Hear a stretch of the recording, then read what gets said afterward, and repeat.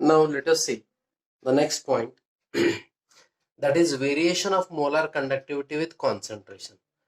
Now concentration is related with the dilution. As we increase the dilution, the concentration of the electrolytic solution decreases. Is it? So variation of molar conductivity with concentration, in that means the variation of molar conductivity with dilution also for strong as well as weak electrolytes. Okay, see, let us see the effect. Before see the effect of variation, that is the effect of concentration, what happens exactly on dilution. See here, actually on dilution, the dissociation of electrolyte encourages. Dissociation increases, right? And that's why the ions increases. Ion increases. Hence, the molar conductivity increases. Okay, on dilution, no doubt concentration decreases. On dilution, volume increases. Is it? As we know the formula, that is lambda is equals to K into V. Lambda, that is molar conductivity, this lambda is directly proportional to V. On dilution, volume increases. Dissociation of the molecules increases to form number of ions. Okay, maximum number of ions. That's why ion increase, hence the molar conductivity also increases. Okay. Say on increasing dilution or decreasing concentration, the increase in molar conductivity is different for strong and weak electrolytes. So the molar conductivity, the increase in molar conductivity is different for strong and weak electrolytes. What is strong electrolyte? Strong electrolyte is the electrolyte which dissociate completely in its aqueous solution to give the maximum number of ions. What are weak electrolytes? Weak electrolyte is the electrolyte which dissociates to small extent in its aqueous solution. Okay. Now the increasing molar conductivity is different for strong and weak electrolytes. Okay. Now see what is the effect on strong electrolyte first of all. Basically, let us say strong electrolyte. Okay, that is the effect of concentration or dilution on strong electrolyte. See here, in case of strong electrolyte, molar conductivity of strong electrolytic solution increases rapidly on dilution. Increases. Okay, rapidly on dilution and approaches to the limiting value.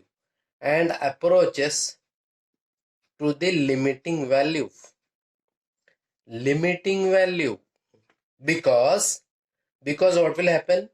Because thereafter dilution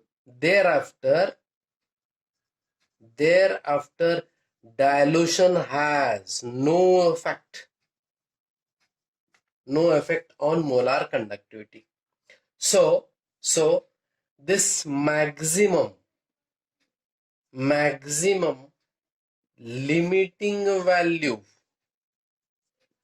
of molar conductivity is the molar conductivity at infinite dilution, which is represented lambda infinity, or it is called as molar conductivity at zero concentration and denoted as lambda naught. Okay, or this is also shown as lambda naught em. It is also shown as lambda naught em. Okay, now say maximum limiting. we are increasing the dilution. No doubt the value that is molar conductivity increases, but it has a limit. That is, to the limiting value it increases. Thereafter, on more and more dilution, there is no effect of dilution. That maximum limiting value of lambda is the molar conductivity at infinite dilution, denoted by this, or molar conductivity at zero concentration lambda naught. Okay. Now, see here, molar conductivity, practically it is found that the molar conductivity of strong electrolyte varies linearly with square root of concentration. See here, lambda, that is molar conductivity of strong electrolyte. Molar conductivity of strong electrolyte varies linearly with the square root of concentration. That is, by the equation, that is lambda is equals to lambda naught minus a into root c.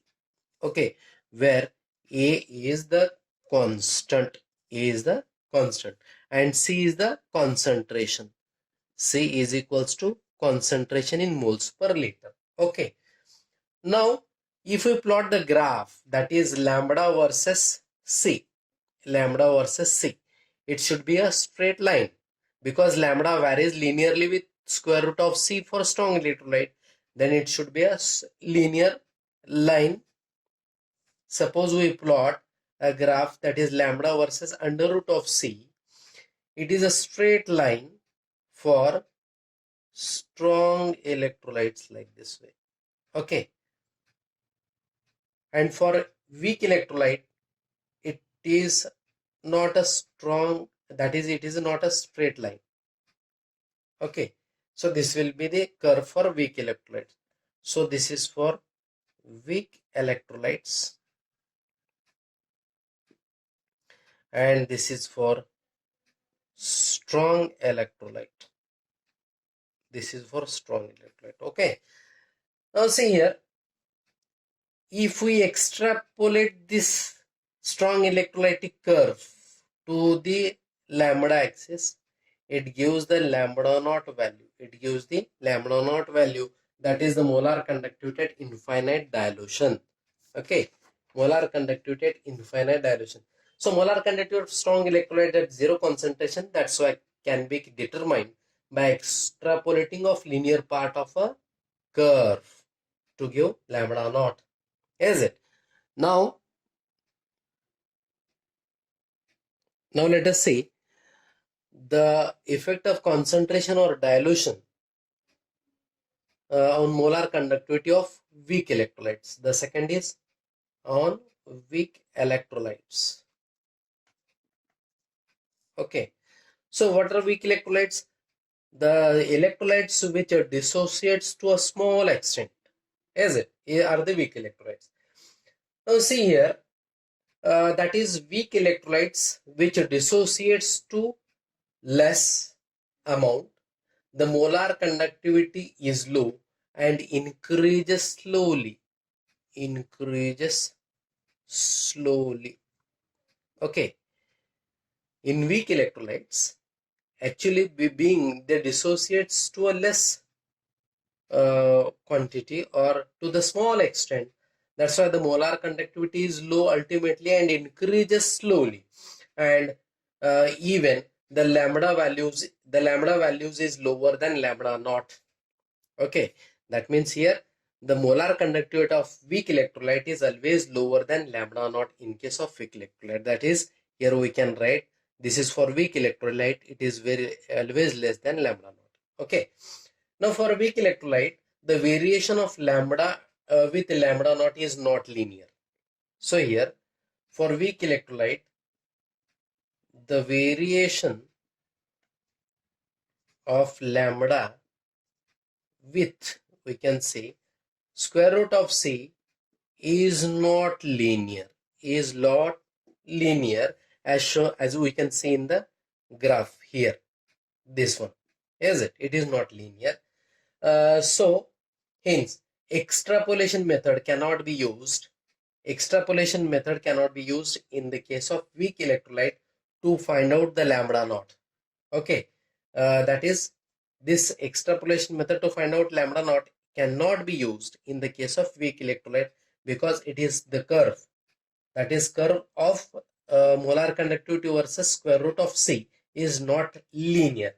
That's why this here extrapolation method cannot be used. Okay, so this is the effect of dilution on the molar conductivity of weak electrolytes. Okay, let us see the Kohlrausch law of independent migration. Now let us see Kohlrausch law of independent migration. Okay, say this law states that at infinite dilution, say at infinite dilution,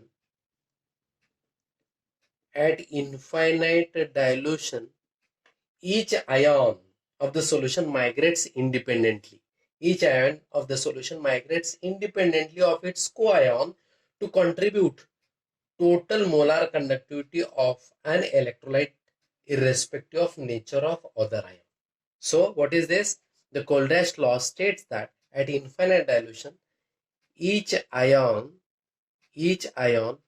migrates independently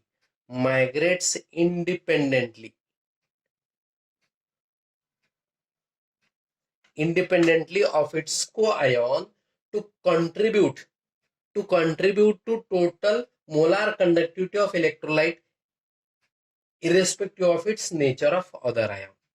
Okay, now see, both the cation and anion contribute to molar conductivity as per the law. See here, both cation and anion contribute to molar conductivity, total molar conductivity of electrolyte at zero concentration, particularly at zero concentration. Okay, so thus we can write, therefore we can write lambda naught is equals to lambda naught of, here I will just write the number of positive ions in the form of n plus, and this is lambda naught of positive charge, and plus number of minus ions means anions, and lambda naught of ions. Say where this lambda naught plus is the molar conductivity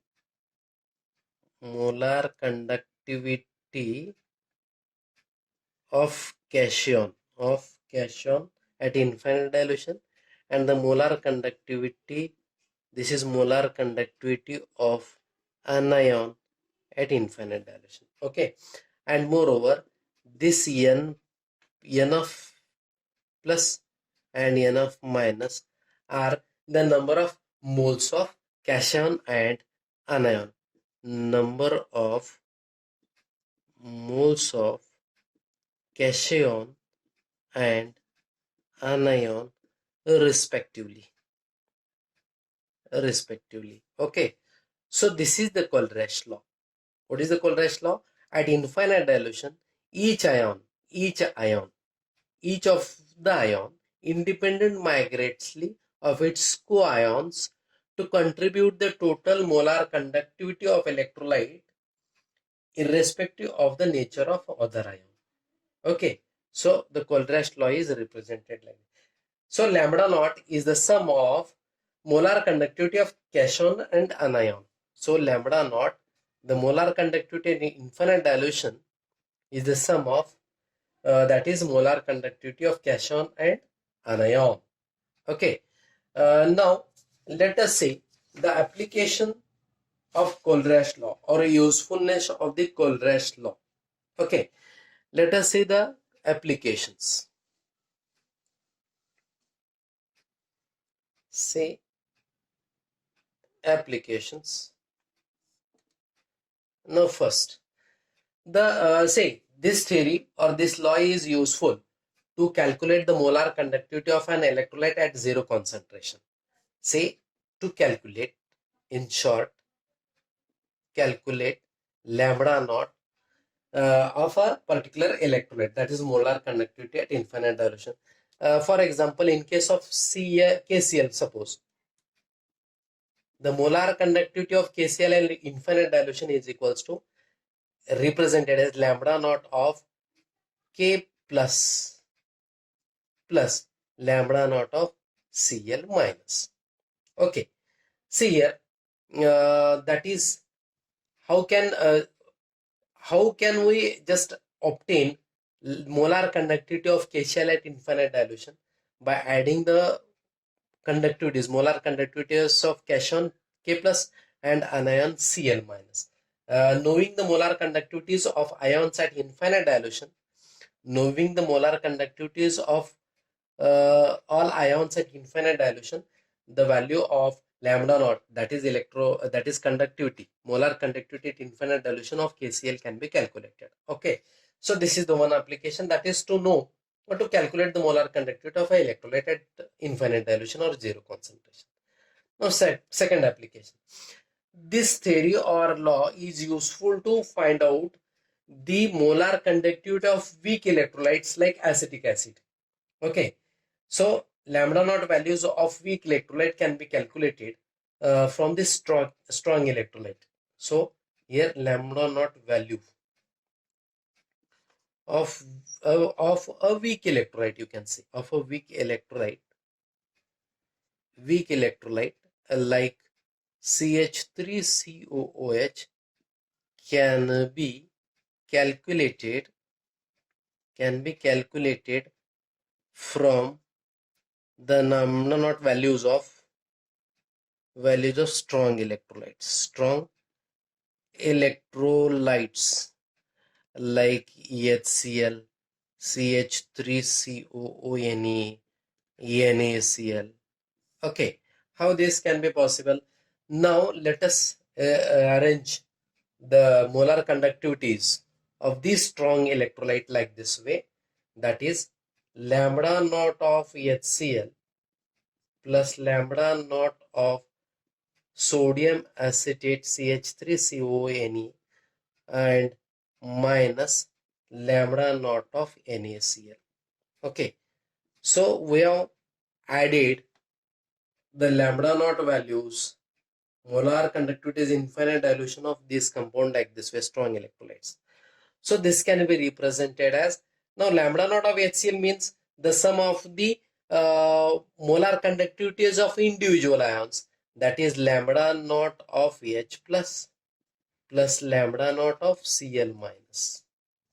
Okay, now for this again, for this individual lambda naught of CH3COO acetate ions plus lambda naught of Na plus minus in bracket this lambda naught of sodium chloride means individual sum of the molar conductivities of individual ions, lambda naught of Na plus, now Cl minus minus lambda naught of Cl minus. So this Cl minus gets cancelled with this and Na plus gets cancelled with this Na plus. What is left? Lambda naught of H plus this lambda naught of CH3COO minus. So togetherly this can be written as, this is equals to lambda naught value of CH3COOH, right? So therefore we can see here, we can write or lambda naught of acetic acid weak electrolyte is equals to lambda naught of H positive ion and lambda naught of CH3COO negative ion. Okay, now in case of strong electrolytes, the molar conductivities of these strong electrolyte can be calculated experimental method. Okay, so we can find out for the weak electrolyte, molar conductivity of weak electrolyte like this way. Okay, now let us say molar conductivity, the relation between molar conductivity and degree of dissociation alpha in case of weak electrolytes. Let us see That is the relation between, you can say, 5.3.8, that is molar conductivity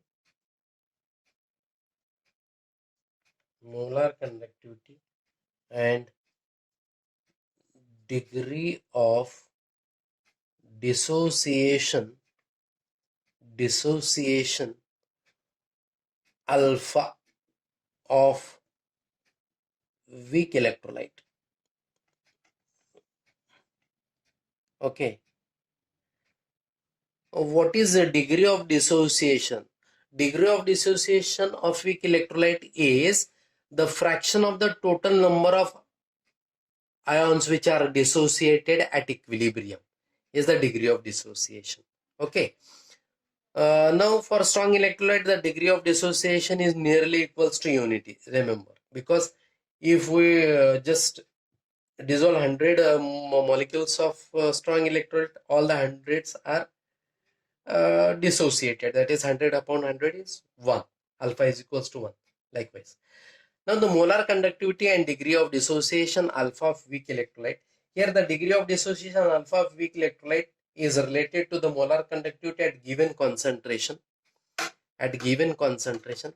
See, alpha is related, you can say, that is the degree of dissociation alpha is related to molar conductivity at given concentration. Directly I will write at given concentration C is related by the equation alpha is equals to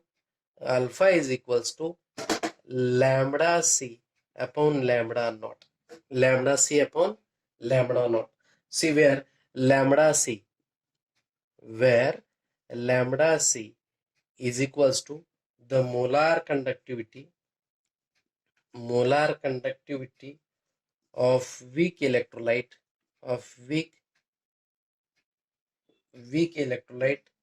at given concentration C, and lambda naught is the molar conductivity at infinite dilution or at a zero concentration.